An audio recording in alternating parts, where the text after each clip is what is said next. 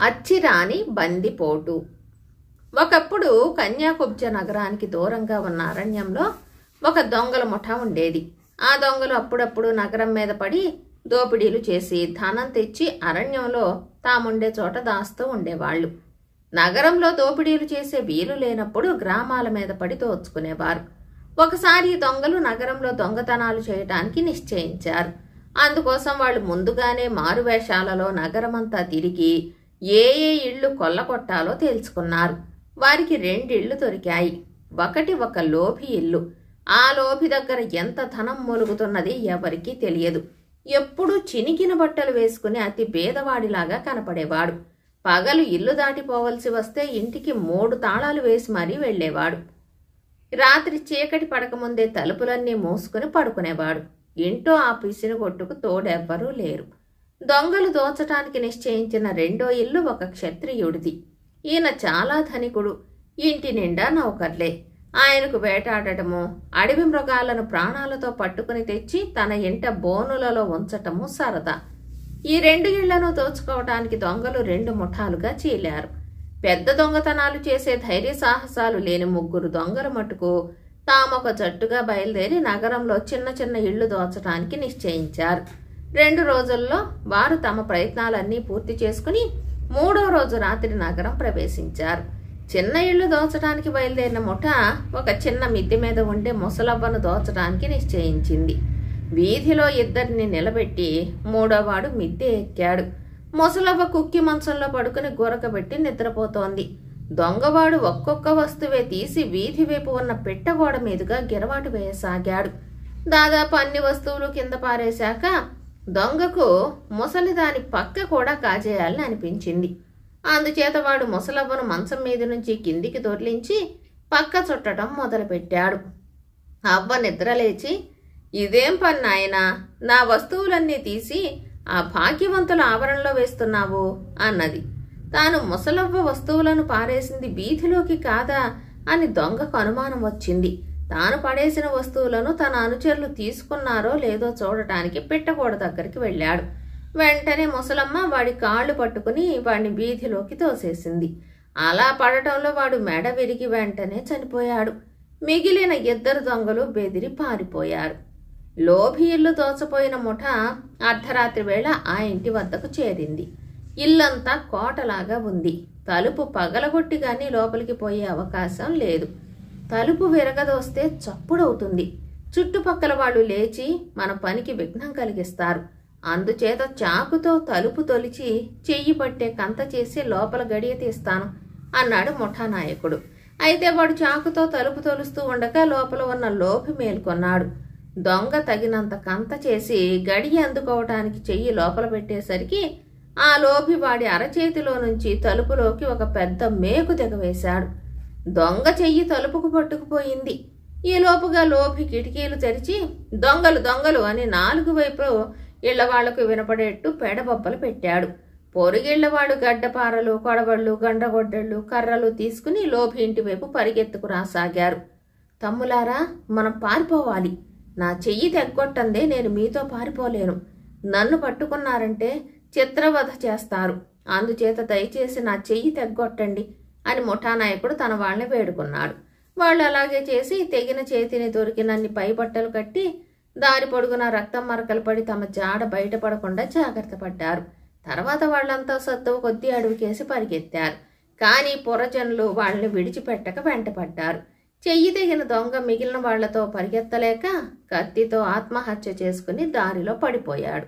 మిగిలిన వాళ్ళు చావు తప్పి కన్ను లొట్టపోయి తమ స్థలానికి చేరుకున్నారు. క్షత్రియుడి ఇల్లు దోచడానికి బయలుదేరిన వాళ్ళు చాలా పెద్ద ప్రయత్నం చేశారు. తమ ప్రయత్నం ఫలించటానికి తగిన విధంగా వాళ్ళు జాగ్రత్త పడ్డారు. అడవిలో తాము పట్టుకున్న ఒక ఎలుగుబంటిని చర్మం ఒలిచి ఎండబెట్టి అందులో మంచి సాహసి అయిన తమ అనుచరుణ్ణి ఒకడిని పెట్టి కుట్టారు.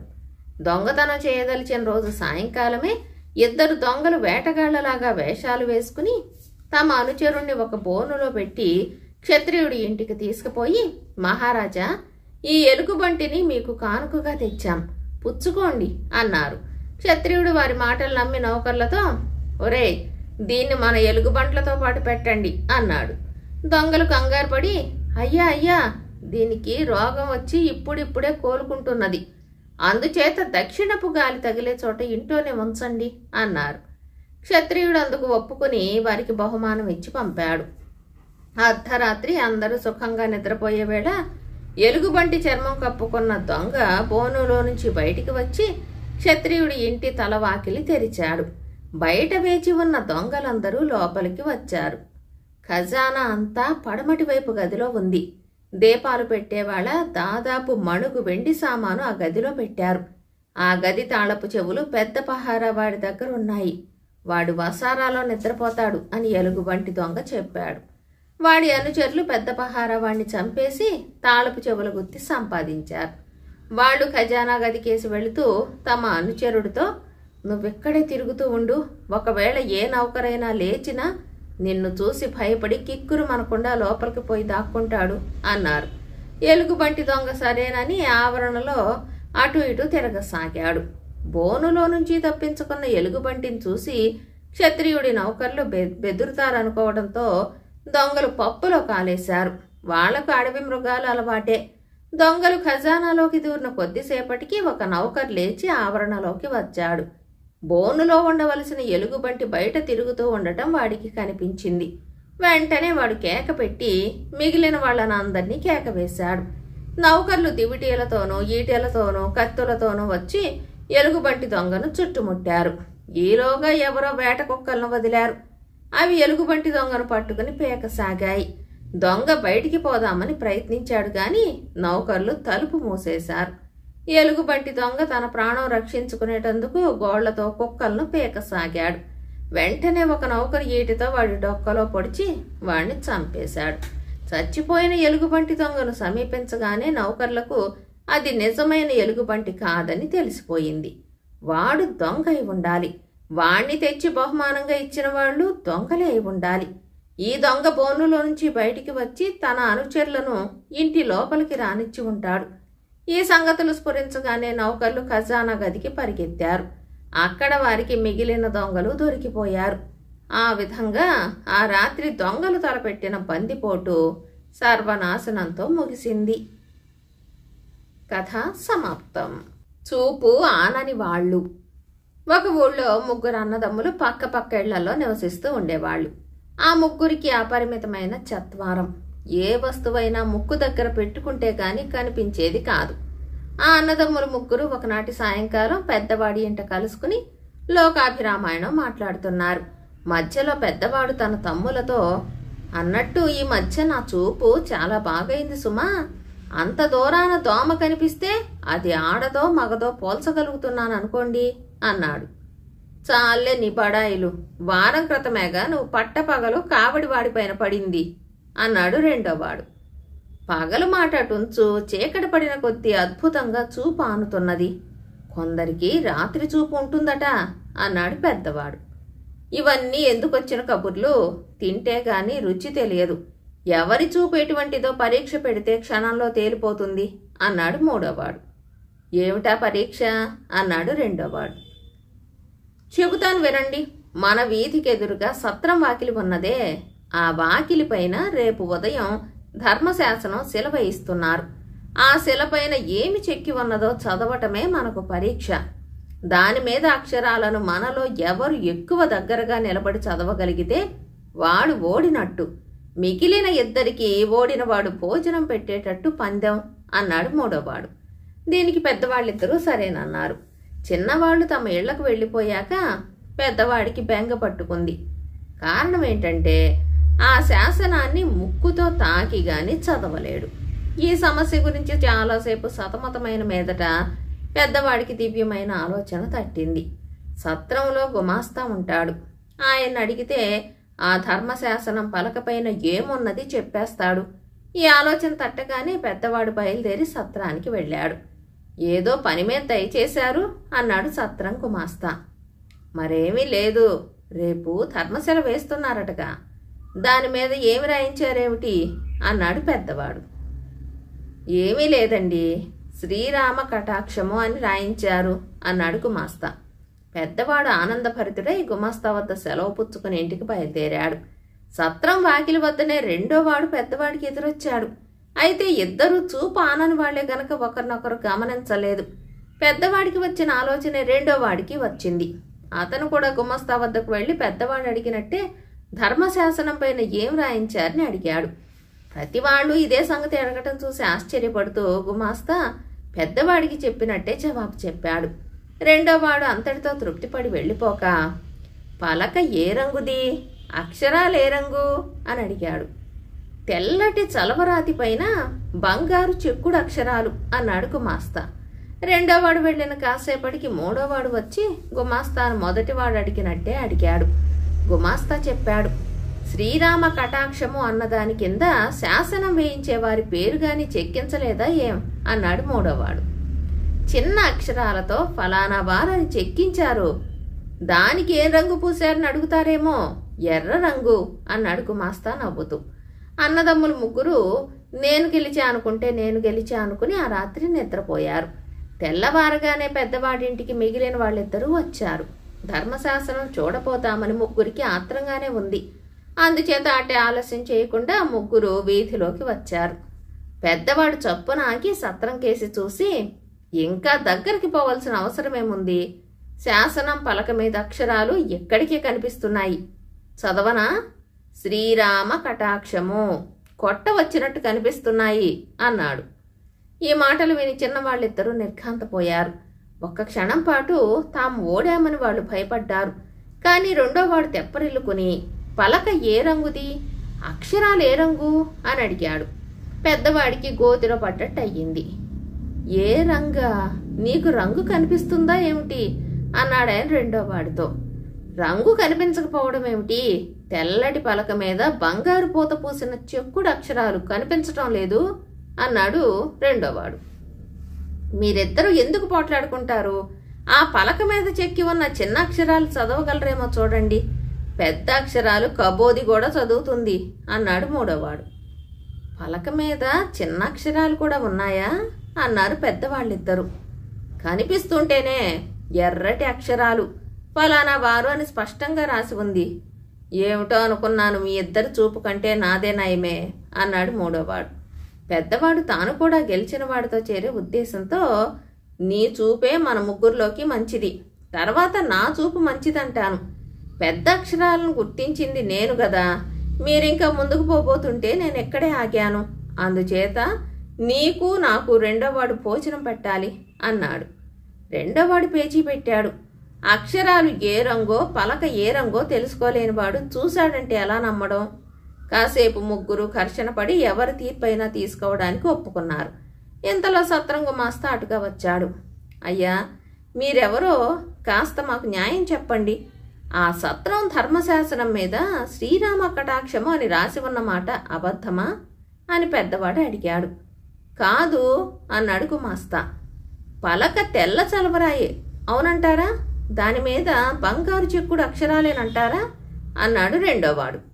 అవును అన్నాడు గుమాస్తా. చిన్న అక్షరాలతో ఫలానా వారు అని రాసి ఉన్నమాట, అక్షరాలు ఎర్రగా ఉన్నమాట నిజమేనంటారా అన్నాడు మూడోవాడు. నిజమే అన్నాడు పూజారి. మళ్ళీ అన్నదమ్ములు నా చూపు మెరుగు అంటే నా చూపు మెరుగని తగాదా పడసాగారు. సత్రం గుమాస్తా వారిని ఆపిని, మెరుగో తరుగో గాని మీ ముగ్గురి చూపు ఒకటిగానే ఉన్నదని నా ఉద్దేశం, ఎందుచేతనంటే సత్రం వాకిలికి ఇంకా ధర్మశాసనం పలక తగిలించలేదు అంటూ తన దారిన తాను వెళ్ళిపోయాడు. కథ సమాప్తం. బేతాళ కథ. దారిన పోయే పెళ్లి కొడుకు. విసుగు చెందని విక్రమార్కుడు తిరిగి చెట్టు వద్దకు వెళ్లి చెట్టుపై నుంచి శవాన్ని దించి భుజాన వేసుకుని ఎప్పటిలాగే శ్మశానం కేసి బయలుదేరాడు. అప్పుడు శవంలోని బేతాళుడు, రాజా, ఒక భిక్షువు అడిగినంత మాత్రాన నీవు ఎంత శ్రమ పడుతున్నావే, నీ నిరహంకారాన్ని ఏమనవచ్చు, ఎందుచేతనంటే క్షత్రియులు సహజంగా జాత్యహంకారంతో నిండి ఉంటారు. ఇందుకు మంచి నిదర్శనం దుర్జయుడి భార్య జాంబవతి. జాంబవతి కుమార్తె అయిన మధురికకు అతి విచిత్రంగా వివాహం జరిగింది. ఆ వృత్తాంతం చెబుతాను విను అంటూ ఈ విధంగా చెప్పాడు. పూర్వం కళింగులకు చాళుక్యులకు ఘోరమైన యుద్ధం జరిగింది. ఆ యుద్ధంలో ఉభయ పక్షాల గొప్ప యోధులెందరో చనిపోయారు. కానీ విజయం ఏ పక్షానికి లభించలేదు. ఉభయ దేశాల మధ్య ద్వేషాలు మాత్రమే పెరిగాయి. ఆ యుద్ధంలో చనిపోయిన చాళుక్య వీరులలో దుర్జయుడనే ఆయన ఒకడు. ఆయన రాజవంశానికి చెందినవాడు. అయితే చాలా తరాల క్రితమే రాచరికం పోవటం చేత ఆయన ఒక ఘరానా పౌరుడుగా మాత్రమే జీవించాడు. గోదావరి తీరాన అరణ్యం మధ్య ఒక పెద్ద భవంతి కట్టుకుని అందులో తన పరివారంతో జీవిస్తూ ఉండేవాడు. ఆయనకు ఆయన కుటుంబానికి ఇతరులతో ఆట్టే సంబంధాలు లేవు. చింత చచ్చినా పులుపు చావనట్టు వారిలో పూర్వపు రాజసము అహంకారము చావకుండా మిగిలి ఉన్నాయి. దుర్జయుడు యుద్ధంలో మరణించిన అనంతరం ఆయన భార్య ఎంతో నేర్పుతో తన సంసారాన్ని నడుపుకుంటూ వచ్చింది. ఆమెకు మధురిక ఒక్కతే కుమార్తె. దుర్జయుడి వంశానికి ఒక శాపం ఉన్నది. ఆ వంశంలో పుట్టిన ఆడపిల్లలకు 18వ ఏడు నిండేలోపుగా పెళ్లి చేసి తీరాలి. లేని పక్షంలో 19వ జన్మదినం నాడు వాళ్ళు చనిపోతారు. గడిచిన 5-6 తరాలలోనూ 2 కన్యలు అలా చనిపోయారు. సమయంలో వారికి తగిన సంబంధాలు కుదరకనే వారు చనిపోవటం జరిగింది. మధురికకు 18వ ఏడు జరుగుతూ ఉంది. కానీ ఆమెకు శాప భయం లేదు. ఎందుచేతనంటే ఆమెను పెళ్లాడేవాడు అదివరకే నిశ్చయమై ఉన్నాడు. అతని పేరు విరూపాక్షుడు. అతనికి 30 సంవత్సరాల వయసు. చాలా ధైర్య సాహసాలు బలపరాక్రమాలు కలవాడు. దుర్జయుడిలాగానే రాజవంశానికి చెందినవాడు. మధురిక చూడటానికి ఎంత నాజూకుగా ఉండేదో అతను అంత మొరటుగా ఉండేవాడు. అయినా అతనికి చిన్నతనం నుంచి మధురిక అంటే ప్రాణం. ఆమె కోసం తన ప్రాణాలు విడవటానికైనా ఎల్లప్పుడూ సంసిద్ధుడుగా ఉండేవాడు. జాంబవతి దృష్టిలో విరూపాక్షుడు తన కుమార్తెకు అన్ని విధాలా తగిన భర్త.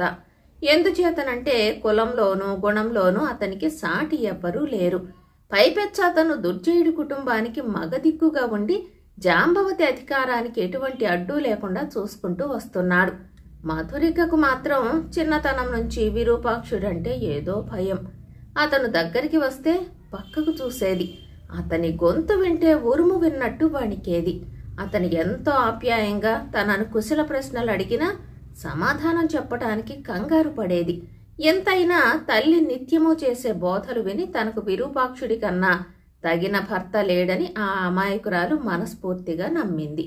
రేపు మధురికకు 18 వెళ్లి 19 వస్తుందనగా ఆమె వివాహం జరపటానికి ఏర్పాట్లు చేశారు. రాత్రి 2వ జాములో ముహూర్తం. మధురికను పెళ్లి కూతుర్ని చేశారు. ఇల్లంతా అలంకరించారు. పెళ్లి వారి కోసం ఎదురు చూస్తూ ఉన్నారు. అనుకున్న ప్రకారం సూర్యాస్తమయం లోపల పెళ్లివారు రాలేదు. జాంబవతి ఆందోళన పడసాగింది. బాగా చీకటి పడినాక విరూపాక్షుడిని గురించి కబురు తెలిసింది. అతను పెళ్లికి బయలుదేరబోతూ ఉండగా ఎవరో శత్రువు తటస్థపడ్డాడు. ఇద్దరికీ కత్తి యుద్ధం జరిగింది. ఆ యుద్ధంలో దెబ్బతిని విరూపాక్షుడు చనిపోయాడు. ఈ దుర్వార్త వినగానే జాంబవతికి మిన్ను విరిగి మీద పడినట్టు అయ్యింది. ఇంకొక సమయంలో అయితే ఆమె విరూపాక్షుడి చావుకు ఎంతో విచారించి ఉండును. ఇప్పుడు ఆమెకు అందుకు కూడా వ్యవధి లేదు. మరి 2-3 గడియలలో మధురికకు పెళ్లి కాకపోతే రేపు ఉదయం లోపల ఆమె చావు నిశ్చయం. ఈ ఆపద నుంచి బయటపడటానికి ఆమెకు ఒకటే ఉపాయం తోచింది. ఎవరైనా దారి వెళ్లేవాణ్ణి పట్టుకుని ముహూర్తం దాటకుండా మధురికను అతనికిచ్చి పెళ్లి చెయ్యాలి. మిగిలినదంతా దైవాధీనం. జాంబవతి తన వదిన గారిని పిలిచి, వదిన, చాలా సమర్థురాలవు నీవు. సూక్ష్మ బుద్ధి కలదానివి, పెద్దదానివి. గుర్తు తెలియకుండా నల్ల గొంగళి కప్పుకుని రహదారి పక్కన నిలబడి దారిపోయే యువకుణ్ణి మన పిల్లకు కొంతలో కొంత తగి ఉండేవాడుగా చూసి ఏమీ చెప్పకుండా తీసుకురావాలి. లేకపోతే అమ్మాయి మనకు దక్కదు అన్నది. ఈ వృద్ధురాలు దుర్జయుడు అక్కగారు. చాలా సమర్థురాలు కూడా. ఆమె కొంచెం కూడా సంకోచించక ఆ చీకటిలో అడవి మధ్యగా నడిచి కొంత దూరంలో ఉన్న రహదారి చేరుకుంది. అప్పుడే చంద్రోదయం కూడా అయ్యింది. ఆమె దారి పక్కన చాలాసేపు నిలబడింది. కానీ ఎవ్వరూ అటుగా రాలేదు. ఎవరూ రారేమో, మధురికకు బతికే గీత లేదేమో అనుకుంటూ ఉండగా దూరాన గుర్రపు డెక్కల ధ్వని వినిపించింది. కొంతసేపటికి ఒక యువకుడు గుర్రం మీద సవారీ అయి వస్తూ కనిపించాడు. ఆ వెన్నెలలో అంత దూరాన చూసే వృద్ధురాలు ఆ వచ్చే యువకుడి వయసు 25 ఏళ్లు దాటదని, అతను గొప్ప వంశానికి చెందినవాడని, అందంలో మధురికకు తీసిపోడని తెలుసుకుంది. అతన్ని ఆపటానికి ఆమె దారికి అడ్డంగా వచ్చి నిలబడింది. గుర్రం పైన వచ్చి ఆ యువకుడి పేరు కాంతివర్మ. అతను కళింగ దేశపు వాడు. అతను కూడా పెళ్లి కొడుకే. అతనికి పెద్ద ఆస్తి ఉంది. చాలా రోజులుగా పెళ్లి ప్రయత్నాలు చేశాడు గాని అతనికి నచ్చిన పిల్ల ఎక్కడా కనపడలేదు. ఎవరినో ఒకరిని కట్టుకుని గృహస్థవుదామనే ఉద్దేశంతో కృష్ణా తీరానికి బయలుదేరాడు. అక్కడ అతని తండ్రికి స్నేహితుడు ఒక ఆయన ఉన్నాడు. ఆయన కుమార్తెను చేసుకుందామని కాంతివర్మ ఉద్దేశం. ఆ పిల్లపై అతనికి ప్రేమ లేదు. కాని ప్రేమించకుండా పెళ్లాడదలిచినాక ఎవరైనా ఒకటే అని అతను అనుకున్నాడు. తన దారికి అడ్డం వచ్చిన ఆకారాన్ని చూసి కాంతివర్మ కళ్ళెం బెగలాగి తన గుర్రాన్ని ఆపాడు. వృద్ధురాలు సమీపించి అతనితో, దేవుడే నిన్ను పంపాడు, నా వెంట వస్తావా బాబు అన్నది. ఆమె స్త్రీ అని, అందులోనూ వృద్ధురాలని తెలిసి ఆశ్చర్యపడుతూ కాంతివర్మ, ఎక్కడికి, ఏం పని మీద అని అడిగాడు.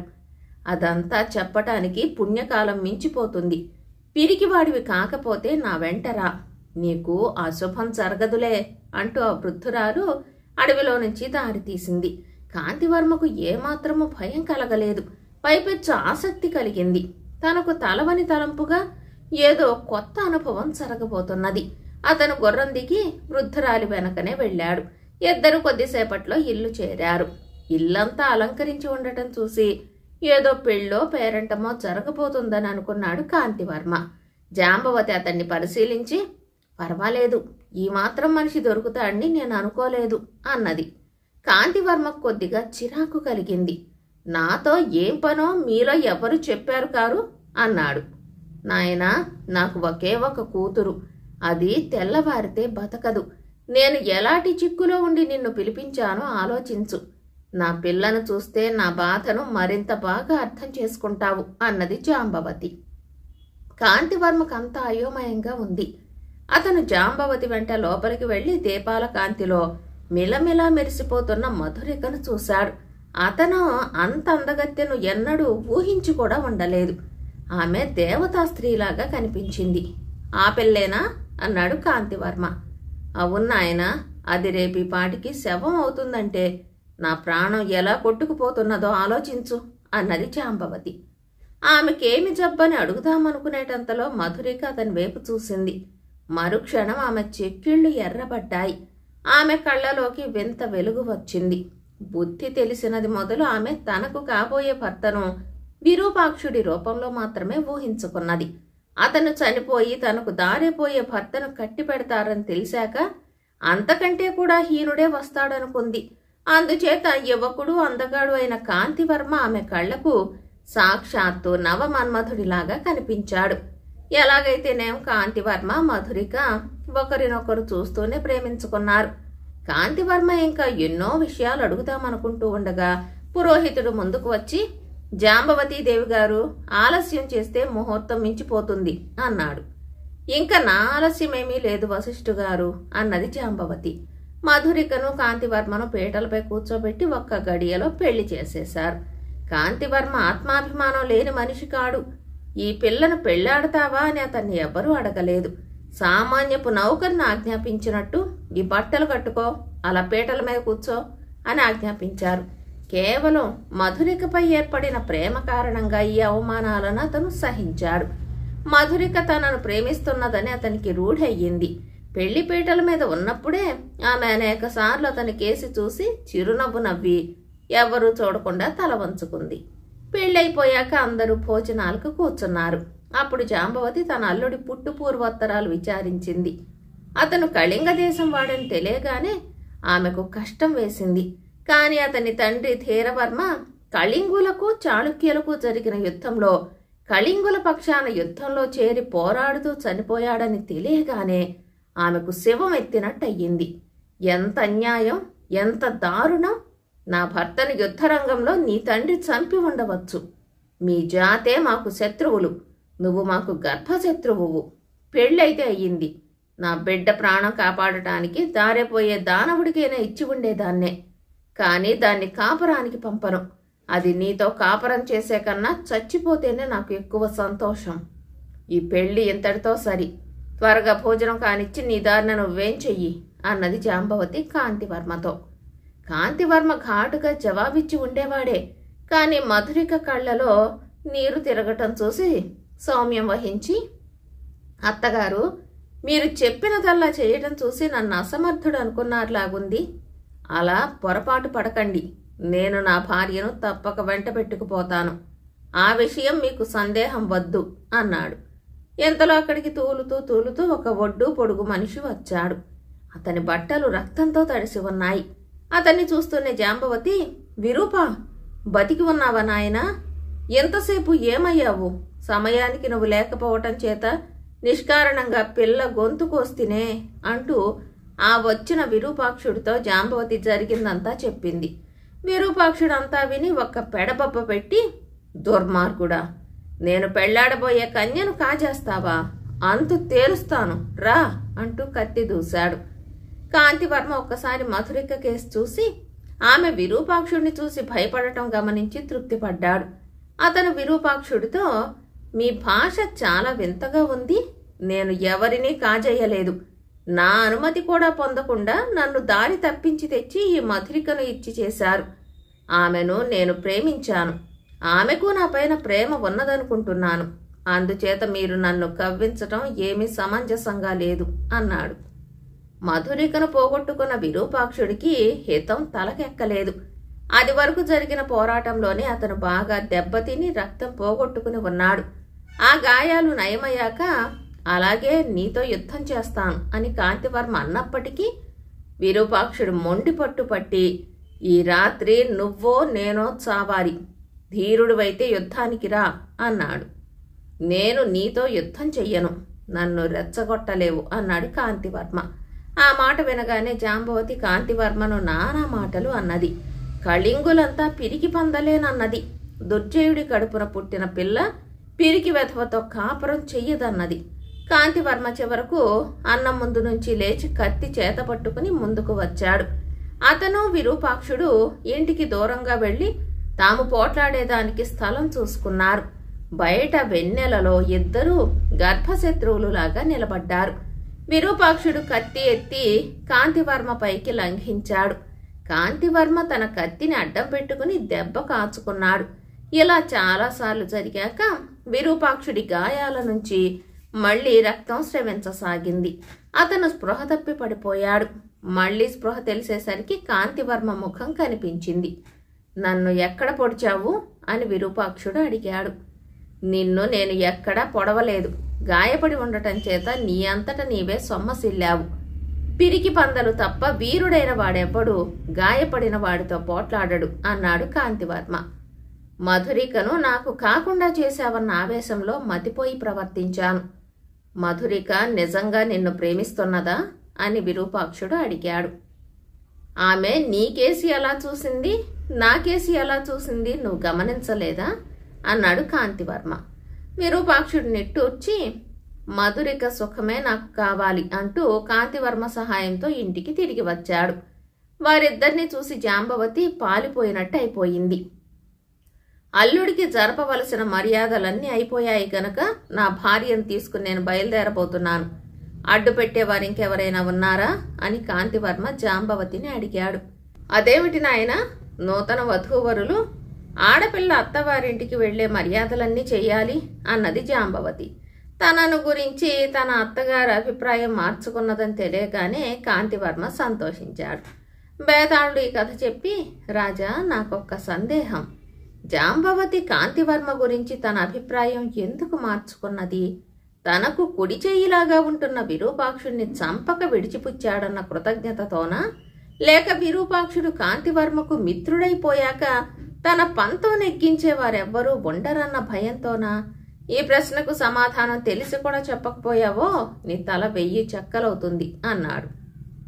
జాంబవతిలో మార్పుకు కారణాలు నీవు చెప్పిన రెండూ కావు. ఆవిడ జాత్యహంకారం చేతనే కాంతివర్మను ద్వేషించింది. విరూపాక్షుడు బతికే ఉన్నాడని తెలియక పూర్వం కూడా ఆమె కాంతివర్మను తన అల్లుడిగా స్వీకరించ నిరాకరించింది. అయితే జాత్యహంకారానికి కూడా ఏదో ఒక ఆధారం ఉండాలి కదా. జాంబవతి ఉద్దేశంలో కళింగులు చాళుక్యులకు శత్రువులు. కానీ కాంతివర్మలో అలాంటి శత్రుభావం లేదని రుజువయ్యింది. అతను విరూపాక్షుణ్ణి చంపగలిగి ఉండి కూడా విడిచిపుచ్చాడు. అతనిలో చాళుక్యుల పట్ల ద్వేషం లేదని రుజువయ్యింది. అంతేకాక కాంతివర్మలో జాత్యహంకారం లేదు. విరూపాక్షుడు కయ్యానికి కాలు దువ్వుతూ అవమానించినప్పటికీ పడి ఉండటం చూసి జాంబవతి అతన్ని పిరికివాడి కింద చమగట్టింది. అతను పిరికివాడు కాడని, జాత్యహంకారం లేకపోవటం అతనిలో ఒక సద్గుణమేనని స్పష్టమయ్యాక జాంబవతి తన జాత్యహంకారాన్ని విడిచిపుచ్చింది. అదే ఆమెలో కలిగిన మార్పు అని విక్రమార్కుడు జవాబు చెప్పాడు. రాజుకి ఈ విధంగా మౌనభంగం కలగగానే బేతాళుడు శవంతో సహా మాయమై తిరిగి చెట్టెక్కాడు. కథ కంచికి మనమింటికి.